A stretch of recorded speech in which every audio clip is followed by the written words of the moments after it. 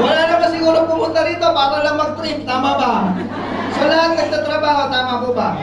Pero habang nagtatrabaho ka, yung unang taon mo, excited ka, tama po ba? Pero yung habang tumatagal ka na sa trabaho mo, paulit-ulit lang yung nagiging resulta, dumarating yung time, nag-iisip ka na, ano kaya yung pwede ko pang gawin para madagdagan yung kita ko, para makapag-for good na rin ako sa Pilipinas. Naisip niyo po ba yon? Yes! Gusto niyo rin po bang makapag-for good sa Pilipinas? Yes! Nasabi mo ba sa anak mo na, anak, isang kontrata na lang. Hindi na ako babalik. Hindi na ako babalik. Yung tipong nandito ka sa Hong Kong, kinakausap mo yung asawa mo, kinakausap mo yung anak mo, at sinasabi mo, huwag kayong mag-alala, isang kontrata na lang. Nasasabi niyo ba yun minsan? Yes! Ito yung malupit. Pag-uwi mo sa Pilipinas, hello? Hi! Pag-uwi mo sa Pilipinas, ang pera mo puro palabas. Yes! Tama ba? Walang pumapasok. Tama ba? Yung ilang years na pinagtrabahoan mo dito sa Hong Kong, months lang ubos. Tama? Tama o tama? Tinamaan ka ba? Okay. Ito malupit. Nung naubos, ano sabi mo sa anak mo at sa asawa mo? Okay lang ba? Isang kontrata na lang, please. Tama? Bumalik ka na naman ng Hong Kong, ilang years ka na naman ng kontrata. Ganun pa rin, wala kang binago. May mga dumating na opportunity, hindi mo pinansin. Natapos na naman yung kontrata, umuwi ka na naman ng Pilipinas, wala kang binago, puro palabas pa rin yung pera. Hanggang hindi mo namamalayan, yung anak mo, lumalaki na. Tama? Yung pamilya mo, lumalaki na. At magugulat ka na lang. Hindi na kasi ang sahod. Huwag muna ako! Doon muna tayo sa may girlfriend at boyfriend. May abo agad eh. Sasabihin ko pa nga lang, ano eh, aba yung anak ko may bigote na. Samantalang sa'yo may apo na. Grabe, ano? Ganun kabilis, di ba? So point doon, hindi natin namamalayan, sobrang bilis lang ng oras. Sobrang bilis lang ng panahon. Tama po ba? Tama. Pero wala pa rin nagbabago. Ang nagbago lang ano? Edad mo. Tama? Okay? Ako po, yun din ang iniisip ko. So nung in-invite po ako dito ng kaibigan ko, naniniwala po ako na ikaw, dasal ka ng dasal na Lord, sana bigyan mo kami ng opportunity. Bigyan mo ako, Lord, ng opportunity. Minsan, yung higher creator po natin, binibigay naman sa'yo. Naniniwala pa kayo na ngayon pa lang binigay na sa'yo? Yes! Tingnan mo yung taong nag-invite sa'yo. Tingnan mo. Sige, tingnan mo. Yan. Alam nyo ba, na yan yung binigay na instrumento ng higher creator natin para makita mo tong opportunity na to. Kaya ngayon pa lang, pasalamatan mo yan. Sabi mo, friend. Sabi mo, friend. Thank you. Buti na lang. Na-invite mo ako dito. Huwag kang mag-alala, friend. After ng seminar, iti-treat kita. Palakpakan na naman! Guys, palakpakan mo yung taong nag-invite sa'yo. Pasalamatan mo yung taong nag-invite sa'yo at nagdala sa'yo dito. Kasi yung tao na yan, may pangarap yan. Tama ba? Dinadamay ka pa. Tama ba? Kaya ako po, nung na-invite ako dito, sabi ko to sa kaibigan ko, sige, susubukan ko. Nung sinulat na yung negosyo, doon ko lang na-realize, wala pa pala akong pera. Ang tagal ko na nagtatrabaho, wala pala akong savings. Hello? May seminar ba dyan? Parang mas maingay kayo sa akin dyan. Anyway, so sabi ko, ayan, alam niyo po ba na pag ako nawawala, bumabalik ako sa umpisa? Nagpapakilala ako ulit. Opo. Kaya akong linglangin. Huwag niyo ako lituhin, tama ba? Kasi babalik ako sa umpisa ulit. Okay? So, ayun po, nasaan ako? Ayun po siya. Ha? Walang pera. Ayun. Doon ko po na-realize na sabi ko, ang tagal ko na nagtatrabaho, wala pala akong savings. In case of emergency, wala pala akong dudugutin. Tama? So, nung nakita ko yung seminar, hindi na imagine na, hindi ko pa alam kung ano yung produkto. Hindi ko pa alam kung ano yung sistema. Pero, gumawa ako ng paraan para sumali dito. Kaso nga lang, pag uwi ko ng bahay, kinuwento ko po sa asawa ko. Opo, may asawa na po ako.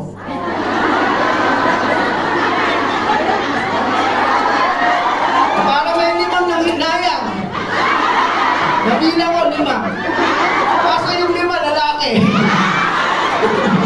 Mukunti lang yung lalaki eh. So sabi ko sa asawa ko, ha, nakakita na ako ng kumpanya magpapayaman sa atin. Alam mo, sabi ng asawa ko, ayan, gutom lang yan. Kasi bakit? Saan ka makakakita ng isang kumpanya na pag tinarabaho mo daw, yayaman ka? Parang ikaw ngayon, na first timer, pagtapos natin mag-usap-usap dito, pwedeng magkwento ka sa mga hindi naka-attend. Pwedeng magkwento ka sa pamilya mo sa Pilipinas, sa partner mo sa Pilipinas. Tama ba? Yes. Ikaw ang nakakita. Ikaw yung nakarinig. Huwag mong hayaan sila yung magdesisyon. Dapat ikaw. So ayaw ng asawa ko, ako po sumubok pa din. Sa layo ako mangutang. More than 10 years po akong taga-London. Loan dito, loan doon. Di ba? Ikaw ganun din ba? Yes! Pag birthday ng anak mo, pinangungutang mo yan. Tama? Pag may okasyon sa inyo, pinangungutang mo yan. One time, na-invite ako sa Batangas. Hello? Hi! Sa Batangas, sino mga Batanggenya dito? Isa lang, 2, 3, 4, 100. Lahat po, nung na-invite ako sa Batangas, grabe po sila maghanda pag fiesta. Katay baboy yan. Oo, katay baboy. Totoo yun. Oo. Eto malupit. Imagine niyo ha, para lang makasabay sa kultura, pag fiesta, kahit wala ka palang pera, mangungutang ka para meron kang panghanda. Totoo yun. Tama o tama? Kasi bakit? Pag hindi ka naghanda, i-chismis ka ng kapitbahay mo. Grabe yung kapitbahay natin, no? Hindi naghanda, nakikikain lang. So ayaw mo nun. Anong ginawa mo? Gumawa ka ng paraan, hindi lang 10,000, hindi lang 20, hindi lang 30. Baka mga 50,000 pa yung inutang mo para panghanda sa piyesta. Tama ba? After ng piyesta, ano sasabihin mo? Lord, thank you po. Nakaraos na po ako. Ano sabi sa'yo ni Lord? Anak, may utang ka. Tama ba? So ano yung point? Pag gusto mo, pag ayaw mo, lahat ng taong nagpapayaman, lahat ng taong naging successful maparaan.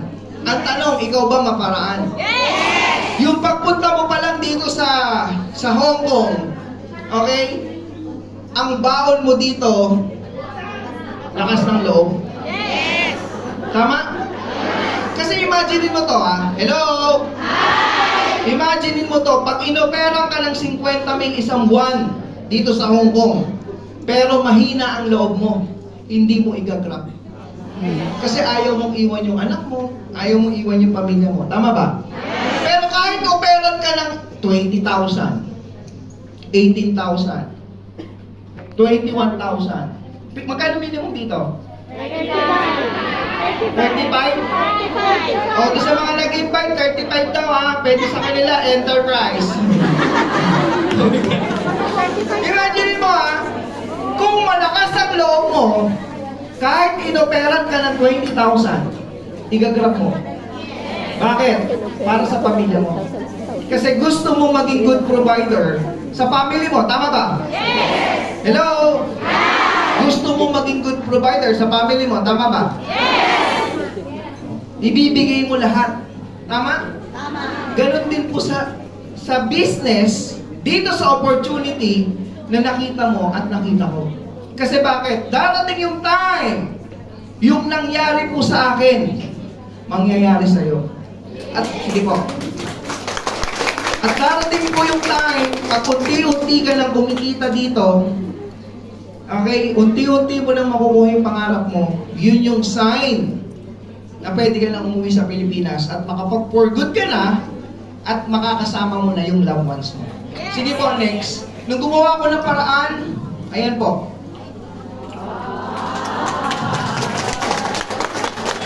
Nakabili ako ng 4 na kotse.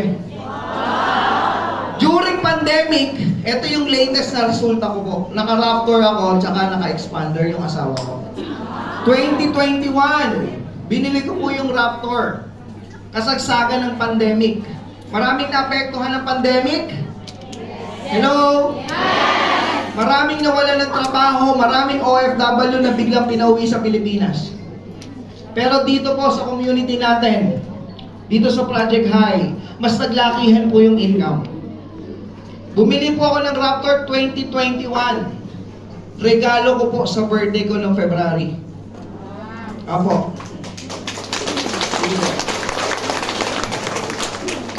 August 2021, wedding anniversary namin ng misis ko. Malungkot siya nung paggising niya.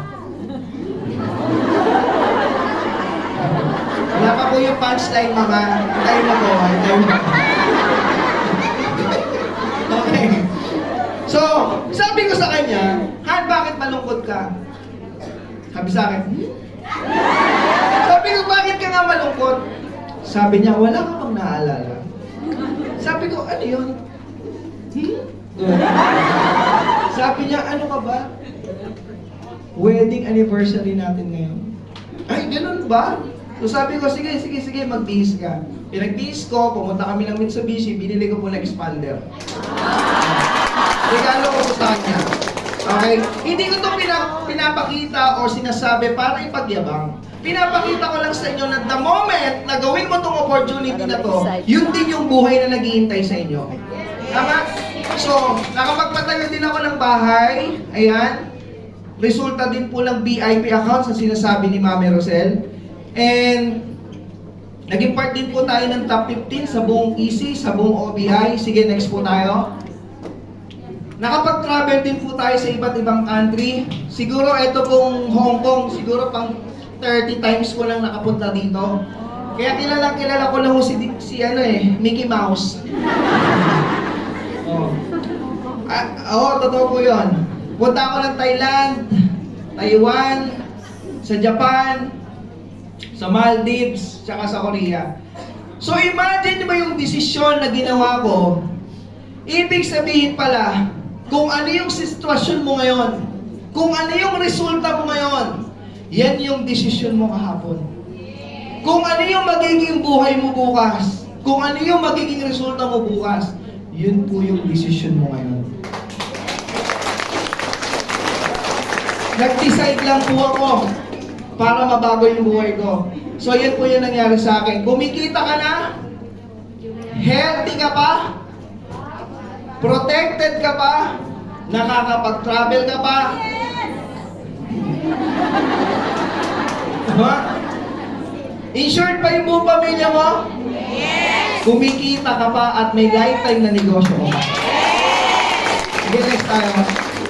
Yan. So, yan po yung pandemic result. Imagine!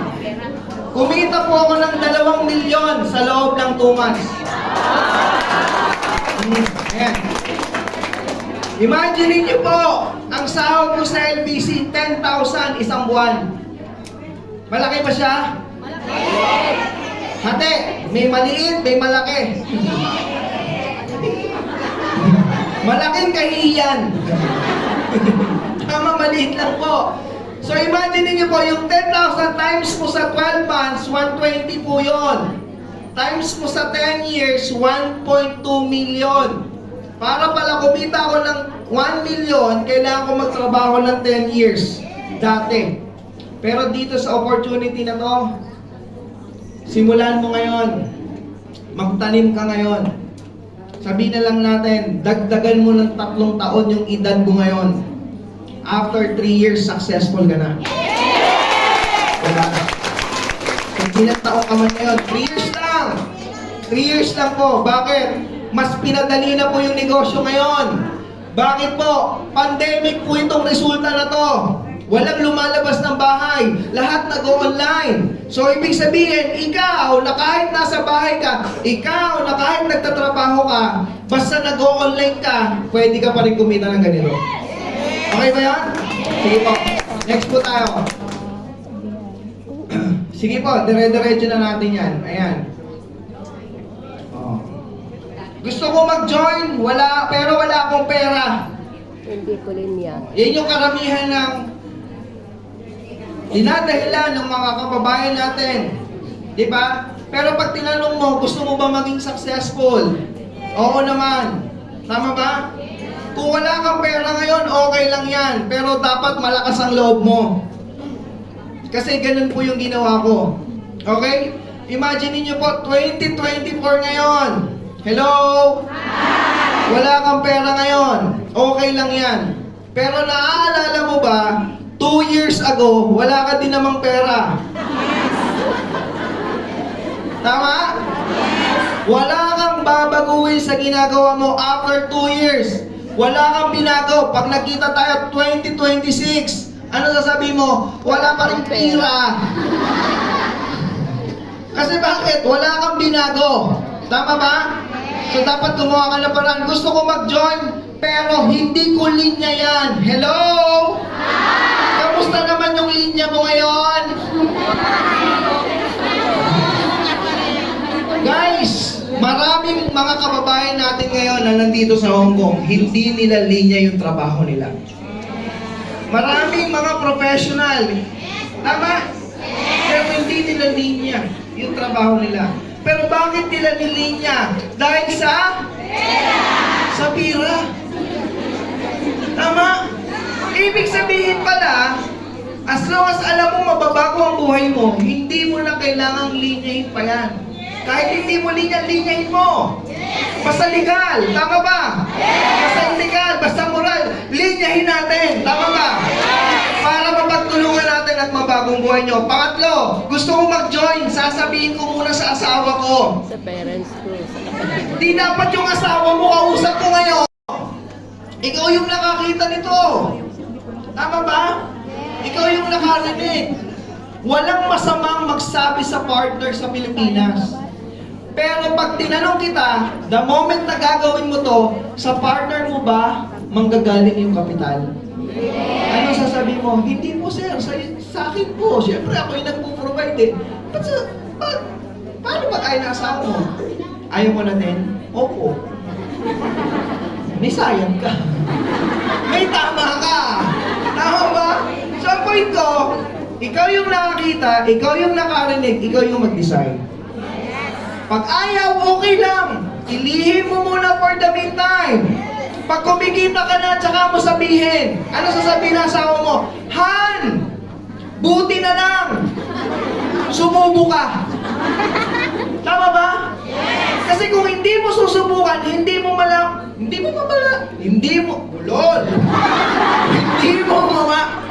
talaga. Hindi mo malalaman. Tama ba? Gusto kong mag-join. Pero busy ako. Wala akong time, busy ako. Okay lang po maging busy basta nagiging successful ka. Pero kung hindi ka busy, tama? Mali ang gamit ng oras mo. Totoo po yun. Diba? Nagtatrabaho ka para sa pangarap ng boss mo. Hindi para sa pangarap mo. Yun po yung totoo. Okay? So next po tayo. Ay, tapos na ata yan. Ayun, kontento na ako sa buhay ko. Sino po yun? Meron ba dito kontento na sa buhay nila? Oh, kaya ka nga nandito sa Hong Kong eh. Tama ba? Kasi gusto mo maging good provider sa family mo sa Pilipinas. Tama po ba? Okay, next po. Ayan, if someone offers you an amazing opportunity and you're not sure you can do it, meron bang mag-alok sa'yo? Katulad ngayon, Okay? In-invite ka dito, merong gustong ipakita sa'yo. Hindi mo man to alam kung paano umpisahan. Hindi mo man alam kung ano yung produkto. Hindi mo man alam kung magkano yung ilalabas. Ang mahalaga, sumubo ka. Then, say yes, then learn how to do it later. Nandito ang Project High Community. Hello? Nandito ang project. Turuan ka namin, i-guide ka namin hanggang sa paunti-unti mo makuha yung pangarap mo. Okay pa yun sa inyo?